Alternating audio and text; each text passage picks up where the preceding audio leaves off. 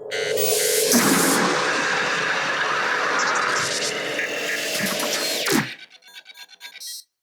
everyone, it's Alex from Bryan Tan, and we are joined by Bryan Tan, and he's in a different capacity today. He is under the Mighty Jaxx umbrella, and what we're going to do is he's going to do us a booth tour for the Mighty Verse. So let's go. Right, thanks Alex. Good to see you again as always. Yeah, always. So we're here and we're looking at the Mighty Verse. It's kind of a universe of all the cool collectibles that we've assembled under the brand itself. So Mighty Verse is a parent brand, but let's go to the first brand here, which is Mighty Jaxx. So I'll just give a quick explanation of the concept of it, right? So Mighty Verse is now a holding company of Mighty Jaxx, Kinetic Cats, Play-E, and a lot of other sub-brands that will be adding on to the whole umbrella group.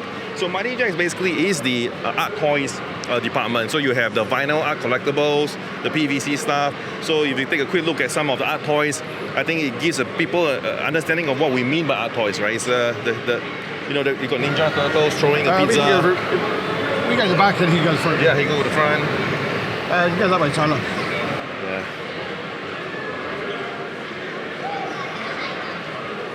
So these are pretty much what we do is we collaborate with designers, and we merge them with brand licensors like Transformers, Monopoly. You have One Piece, and these are all we collaborate with different designers to create all these toys. And there's also Stranger Things as well. With some of this stuff as well, you take quite iconic things and you actually make them quite different, which goes different to the actual brand.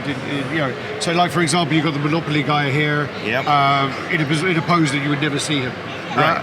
That must be quite hard with the licensing side, though. Well, that's a cool thing, right? Because it is a designer's take. So for the Monopoly and even for G.I. Joe, the concept is off work. So what happens when these characters are off work? Yeah. And so Mr. Monopoly is enjoying himself with a gown. Snake Eyes is actually cutting a bonsai tree in his underwear. So this is all cool stuff, but it takes a bit of effort to, I guess, open up the minds and convince the licensors to give it to us. But generally, they look at the stuff we do and they say, yeah, that's pretty cool, let's do it. So, and then the bigger the brand, it gets easier. It gets easier as well. Yeah.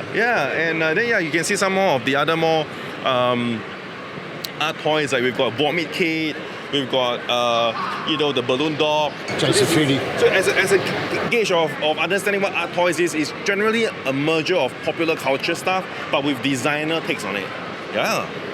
All right, should we make our way to the next area? And if you come over here, right, you start to see the more mass market dissect stuff as well. Yeah, the Jason Feely dissected stuff.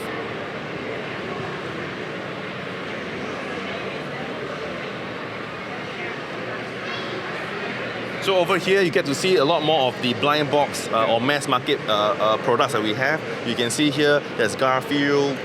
We have in-house IP. It's all about dessert and treats. So these are really affordable, right? Because they're like between $9 to $14, and people can, it's blind box. So there are rare variants with each purchase you buy. I like the Garfield ones. Yeah, I actually really like the Garfield ones. And actually on the right, there's a artist that we just flew in. So he did all the concept album of this monster series. You showed me this in the office, yeah. Yeah, and the artist is always there. He's chatting with some of his fans. I was in London MCM, right? And you guys had a booth there, and all your blind box stuff just sold out. It was just so quick. The One Piece stuff was just gone in seconds. Yeah. People just love the idea of this a bit designery stuff with the popular IPs here. Oh, you can see a kind of a print of the work that he's done. So he demonstrates a bit of the scalp and he prints out. And the final version looks like that.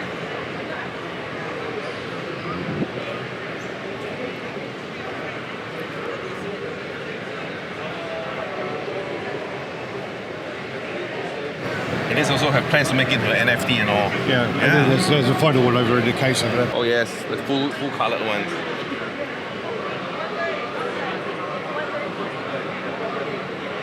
Cool. Right. And then all the other Jason Feely stuff. Yeah, there's some other art toys here, but I think generally Mighty Jaxx is really about the art toys, and then we go into the Mighty All Stars, which is all about sports, but designer take on sports.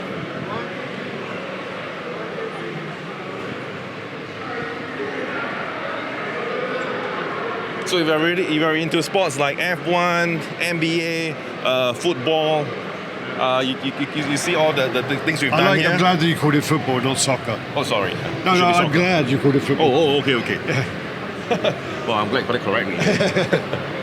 So yeah, you got the whole F1 line up there. Yeah. And again, working with the Formula One drivers, you know, do you have to individually get the agreement from them, or is it from Formula One? It's all through F1 as an organization. Yeah. But they do have to get, like, with the different teams, Mercedes, Ferrari, and get the approvals as well. It's a bit tricky, but I think we're the first company to pull it off. In fact, they gave us the exclusive worldwide license to do the figurines of all the drivers. So before we took it on, no one else has ever done any of these guys across all 10 teams. Yeah. Nice. And you also got like it's a Borussia Dortmund, Manchester City, and George won't like that. and NBA is coming up soon. Yeah, George is a big Man United fan, so yeah, they don't like each other. Yeah. He's not a guy of South Food, right? And then we move across. Oh, that looks Adib. Yep. Hi. Hello. Nice to see you here. This is Adib from Connecticut, which is the next section. So yeah. Yeah, cool stuff, man. So, something a little bit closer to my own heart, which is Statue Collectibles. He's gone quiet because I told him he talks too much on camera. So, Statue Collectibles, yes, a little bit more about my past history, right? So, this is something that a little closer to my heart. And Adib's team is cool. They're doing all the fighting video games, so SNK Capcom. But I'm sure you've covered that separately. I do remember a conversation with you at a table with other people from another company, and you mentioned this line, and they kind of laughed at you. Yeah. Did you have something to do with this then? Or not? Or is it just a coincidence? I think I will leave that to your imagination. So yeah, we come around obviously. Yeah. We're coming out here. So I think what's interesting is that we believe that the future will be going towards digital stuff, digital collectibles. Sure. And so what we've gone through so far are all the physical collectibles, what we're all used to. We're now going to the digital world.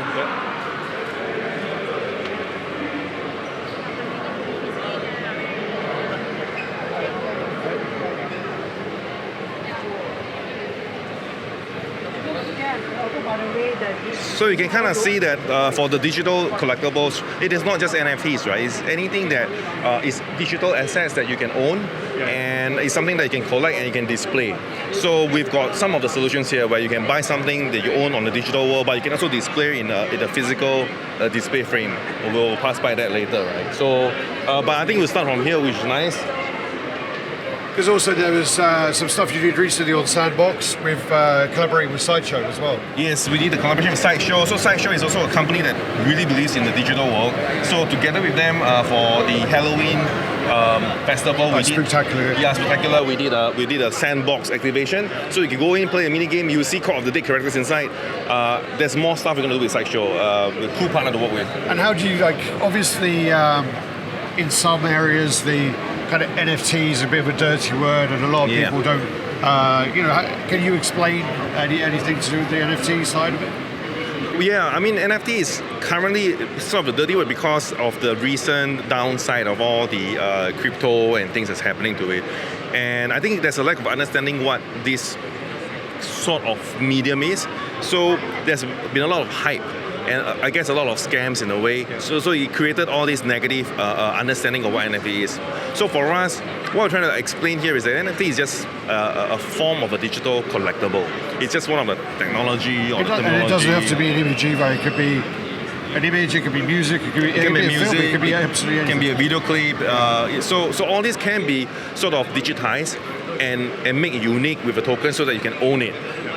But I think that because the world might not be 100% ready for full digital yet, there needs to be some sort of integration between physical and digital. So you will see that most of our digital collectibles are tied to a physical asset you can own as well. So you actually buy the physical, you scan the code on the bottom, and then you get the NFT You can version. go both ways. You can buy the digital NFT collection first, and then you redeem your physical product, or you buy the physical product and redeem your NFT digital collectible. So that's kind of one way to do it. So you can see some of the, we work with some of the biggest brands in the digital NFT worlds. This is Dogecoin. We know that. It's one of a kind. There's Zcash. And here's an interesting one. This is our own creation. It's with very renowned tattoo artist JPK, and he did the custom tattoo for us. So this, for instance, right, you have to purchase the NFT first, and only after that, then you can get access to buy the physical items. And that's PUBG Penguin. That is also one of top NFT games at the moment in crypto space. Well, and also over there, your Our very own Bored Apes. Ape. So you know, there's a big one outside. there's a big one outside, and if you want to see, we do own these two Bored Apes. Oh wow! So we bought them so that we use the rights of the NFT to create toys and figurines. It is just an initial exploration to what digital stuff can do. Well, I kind of work in NFTs as well, and the thing is well, like when someone is trying to say they like their credentials for some reason, like because it's what it is, the premium of NFTs. It is a premium. It will literally be on their like kind of resume as I own a Bored Ape.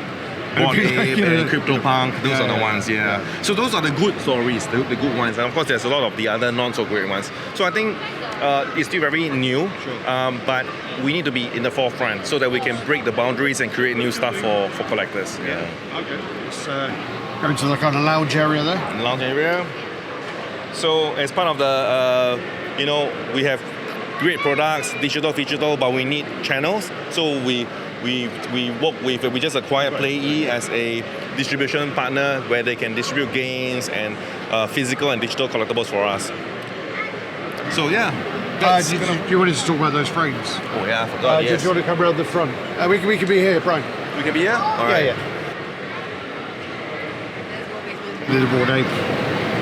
Right, so here's the Bored Ape that we designed. So we acquired the portrait, but as part of the rights to the NFT, we can design and use it in any way we want because we own it. And for that, the things about digital is that right now everybody's still whipping out their phones to show my collection is here and there, but you can't see it most of the time. So when we create this limited edition, sort of a digital frame, it loads your NFT, so at least you get a sense of a place to display your artwork. It can be a larger frame, a smaller frame. And you just sync your wallet, or it can be synced to your wallet. We can put the NFT in for you. But yeah, it's part of the rollout we have. So when you buy an NFT, we don't just give you an NFT, we can give you the physical frame as well. Yeah. One of the interesting things I did see in the office was you 3D printed the Bored Ape in color. In color. Yeah, which was sort of a new technology where we could scan stuff in real time. We can print stuff uniquely. Because in the past, how you create collectibles is that you have a mold and then you mass produce 200 pieces, 1,000 pieces. But now with this new technology, we can print one of a kind. So you have an eye patch, it can have a hat, and they're all different, unique to you, and it's full colored by the machine itself. So it looks really pretty good as well. So that's a new technology we're also going to develop. Yeah. It's a lot of things you're working on there. A lot of I good know stuff, is there anything about like the kind of future that you could talk about, or? The future, I guess it's really about how Mightyverse. It's kind of like the Marvel Cinematic Universe, right? The MCU. So the Mightyverse will try to bring on the new the Avengers. We're trying to bring the cast of Avengers. Hopefully you're not at Endgame at the moment, and then you're making the other movies after. Even after Endgames, you still have your. Well, yeah, it's downhill quite a bit, but okay. That's joking. That's true. But yes, but the general concept is we're going to try to. The direction is to pull together all the best companies and brands we can find, and make our own Avengers and our own universe, so we can produce different collectibles across different categories for everybody. Yeah. I mean, I've heard some of the stuff that is kind of planned, and it's it's a huge undertaking, a huge project, and if it all comes together, it's going to be absolutely amazing. And, huge congratulations, and as always, it's a pleasure to talk to you. So, thank you, buddy. Thank you so much, man. All right. Thanks, everyone. Do the usual like, comment, subscribe, and share, and check out Mighty Jaxx. I'll put the link in the description. Peace out.